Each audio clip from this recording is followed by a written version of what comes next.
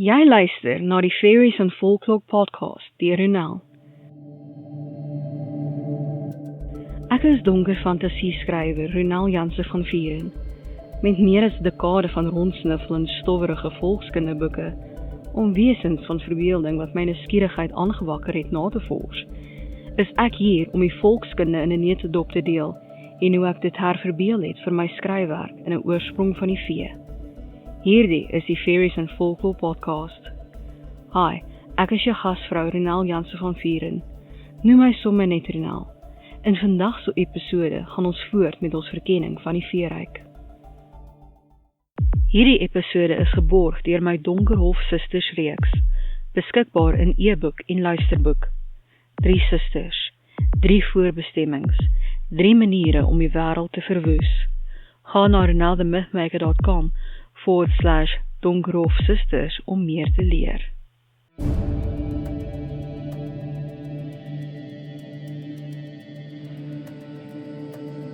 Ons gaan voort met ons verkenning van alleenlopervee. Vandag se vee, Jumbos, volkskunde in 'n neutedop deur Ronel. Jumbos, wat in Wes-Afrika ontstaan het, lyk baie soos Europese vee. Hulle staan ook bekend as Baknarakna, wat goeie mense beteken, wat nog 'n eufemisme is, wat in die meeste lande vir die vee gebruik word. Jumbos is glo die geeste van die dooies. Hulle is parelwit van kleur, net soos die meeste bonatuurlike wesens in Afrika, met silwer hare. Hulle is nie baie lank nie en woon onder heuwels. Op maanverligte nagte kom hulle uit om te dans. Hulle smil aan lang tafels vol kos, hoofsaaklik vis wat hulle self gevang het, en mielies wat van mense gesteel is. Hulle word by hierdie feeste bedien deur onsigbare bediendes, en hulle nooi mense om saam met hulle te eet. Ons weet egter almal dat dit 'n slegte idee is om saam met vee te eet. Jy behoort dalk vir altyd aan hulle. En nou vir my interpretasie van die vee, en 'n oorsprong van die vee, Jumbos.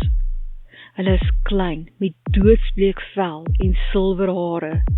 Hulle lyk soet en vriendelik. Hulle is versot op kos. Hulle gee nie om uitgebreide feeste op lang tafels op behoorlik met silwer en fyn porselein gedek is, in die middel van woude uit te sit nie. Hulle deel selfs wil eetes met reisigers, veral maaltye van pruimwyn, vis en mielies. Hulle het onsigbare bediendes. Dit is gaste wat hul verwelkoming oorgebly het en nou stilweg aan hulle verslaaf is. Wees dus gewaarsku, moenie saam met vee eet nie, anders behoort jy aan hulle. Ek hoop dat jy hierdie episode van die Fairies and Folklore podcast geniet het, en dat jy iets nuuts oor die vee geleer het. Onthou dat jy 'n transkripsie van hierdie episode in die beskrywing kan kry. As jy nuut is by die podcast, hoekom nie na my webtuiste ronelthemythmaker.com gaan en 'n gratis kopie van Ongesiens, die tweede boek in die veeverhaalreeks kry nie. Toe 'n volkskunde, toorkrag en gevaar wag. Pas op!